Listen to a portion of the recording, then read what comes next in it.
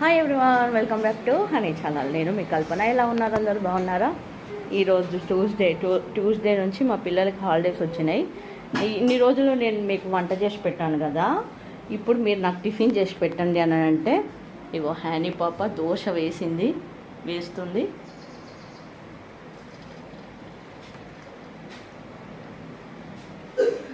ఇగో చట్నీ కూడా ప్రిపేర్ చేసింది. ఎలా ఉందో చూడాలి.